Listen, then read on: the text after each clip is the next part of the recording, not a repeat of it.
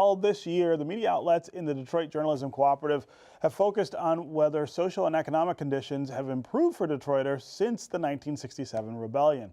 The reports included a look at justice and race relations, especially in light of the recent killings of blacks by white police officers.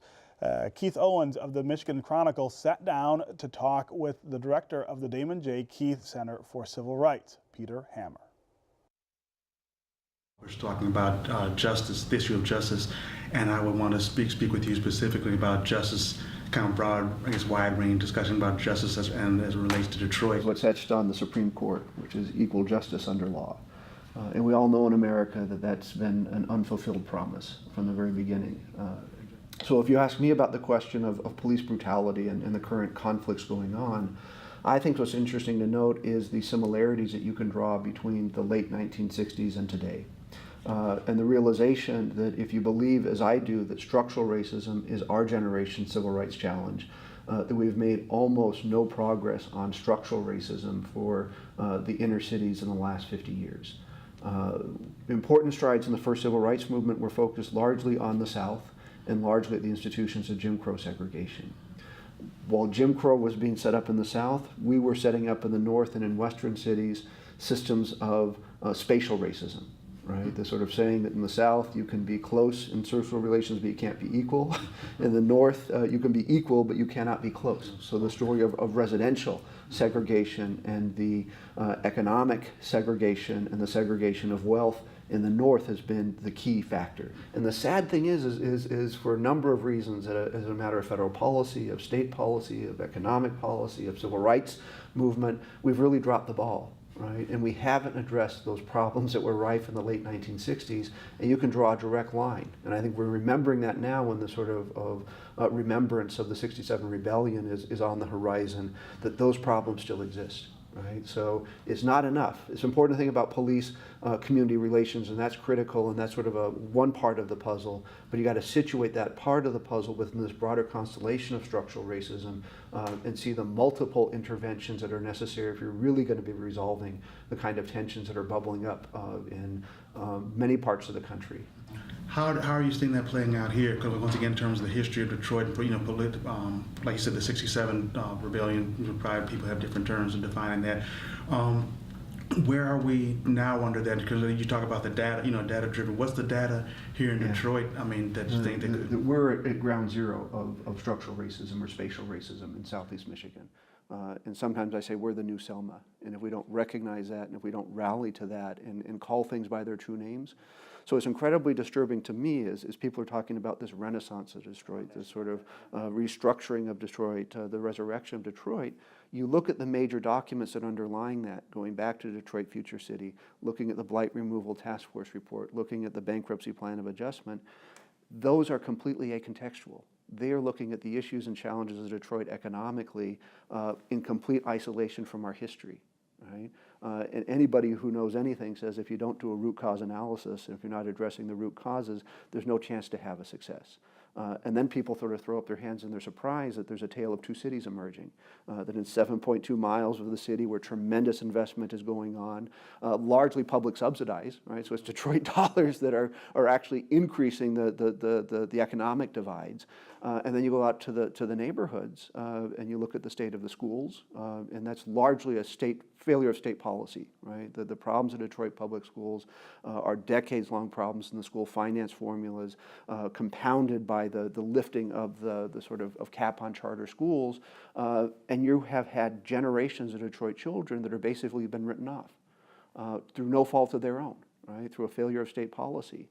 So all of these things are coalescing in Detroit in ways that are more serious than probably any other part of the country, and yet we're celebrating the fact that we have an M1 light rail that resolves the contradictions of the people mover that went around in a circle, right? And now just simply goes back and forth along the straight line of almost exactly the same distance.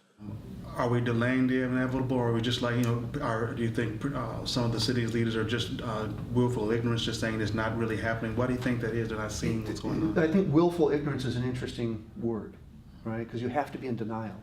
Because and it's not like this is secret knowledge. This is the lived experience of the majority of the residents of Detroit, right? So it doesn't mean you have to tell the average person what's going on in the nature of the inequities. So the question is, why doesn't that knowledge rise up and influence the people who actually have power to determine what policy is? And at a minimum, it has to be willful ignorance, right? But we have had 400 years of denial in our country. We're very well practiced at it, of seeing the existence of inequity. And we really have to open our eyes, right? And so one of the things that really bothers me is this sort of complete balkanization of the region, right? So people can now structure their lives. There's actually probably less social interaction along racial lines today than there was 50 years ago or 60 years ago, right? Because we've been able to structure our lives. I can go in my little circle here, right? And never have to come to Detroit. And when I do come to Detroit, I know what I'm doing. I'm going to a baseball game. I'm going to a football game. I'm going to the DIA. I'm listening to the opera. I come in on an expressway, right? I park in a secured parking garage, and then I go out on an expressway, right? Without any interaction with other people, right? And indeed, surrounding myself when I'm in Detroit more often in social situations where I'm surrounded by other suburbanites than I am from native Detroiters, right? So the things have a facade of getting better, but the deep kind of roots of where the problems are not being addressed. Going back to how we can put ourselves asleep and not see what's there, right? People can look at the dysfunctional state finance formula, right, which has as an average measure the dollars follow the kid. Dollars follow the kid. Right? Any economist is going to say you look at the marginal impact, right? You don't look at the average impact. If you had that same formula in healthcare, the entire system would be destroyed within a week, right? Because it's a dysfunctional way to think about how you finance and how you compensate people and what the real costs are and what the institutional impact is for reimbursement formulas. And then you compound that with the charter system, right, which enables you to steal kids from the public school and therefore force them to cut their costs faster than their revenues fall, which is an impossible task even for the mightiest emergency manager, as we've seen played out in Detroit, right? But they'll sit back and say, oh, we didn't intend that. We didn't intend these policies to destroy the public schools.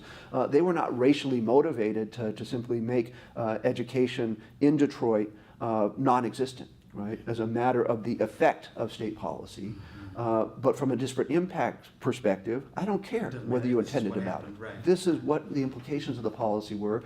This is the harm you've caused, and that's sufficient in order to go back and say, we need to then change state law. So then in a sense, the intent part basically lets the oppressive party get off the hook. Yeah, yeah. Okay. So, and it has no impact on the structural racism.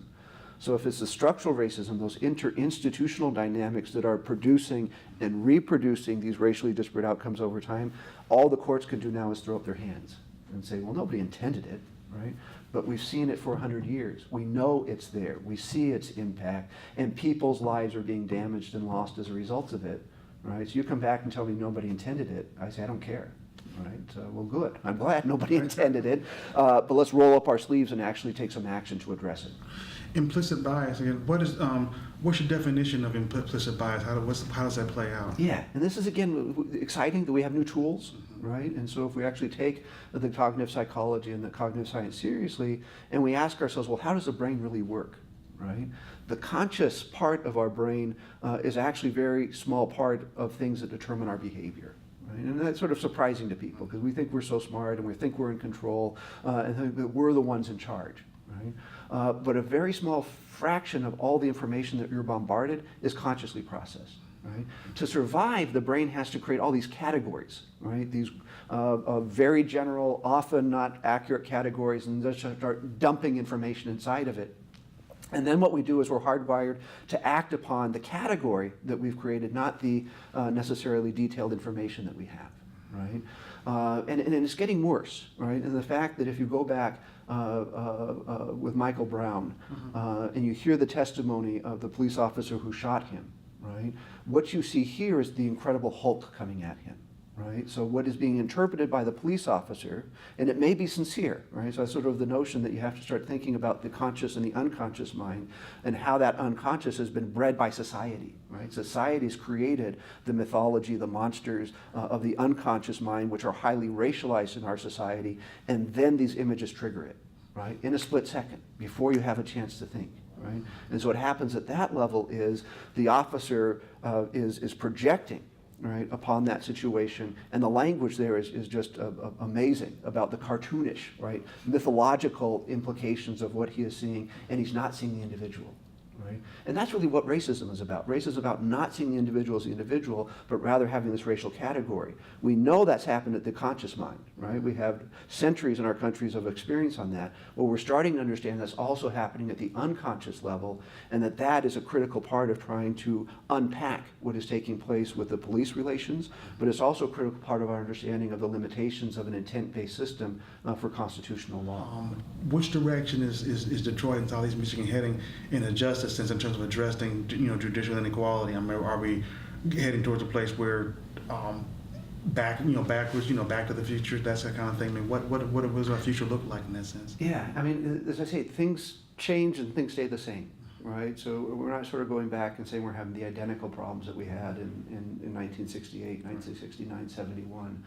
But if you look at the level of inequality, right, the level of inequality is increased over time. Right? And importantly, and this is where we sort of about political coalitions, that's true in white as well as black communities. Right? So sort of a dominant theme here, more particularly affecting African American communities in Southeast Michigan, is increasing inequality. Right? So one of the larger challenges that we face as a society, and is going to be accentuated in places like Southeast Michigan, is how to deal with that trend of inequality. Right? And we're not even raising that issue and addressing it. But there's another issue about the sort of notion of justice. And I often go back to Dr. King's speech when he was coming out against the Vietnam War. And he talks about the triplet of evils, right? He says the sort of root causes of evils are racism, materialism, which I sort of associate with markets and economics and sort of put it in that frame, and militarism, right? And if you look at the intersection of sort of economics and racism, you have a frame that tells you about municipal distress and emergency management and fiscal austerity and cutting of social programs and gutting the school system. And that's a whole issue cluster that needs to be addressed, right? But you also need to look at the other intersection. What happens when you have the intersection of racism and militarism, right? And militarism really is trying to solve problems that are predicated ultimately on fear and insecurity. And using force as the way to establish security, right, in the absence of fear.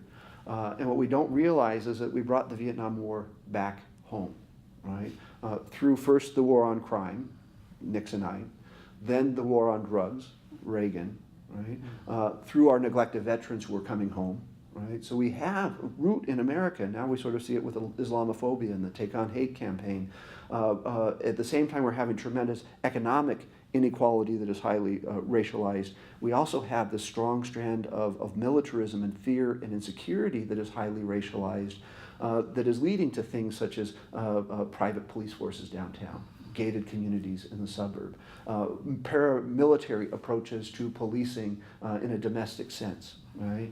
And we have to find some way of diffusing that dynamic, right? Because that is a dynamic when you combine that sort of notion of fear and insecurity, racism and militarism in a broader setting that is defined by economic inequality, is a powder keg.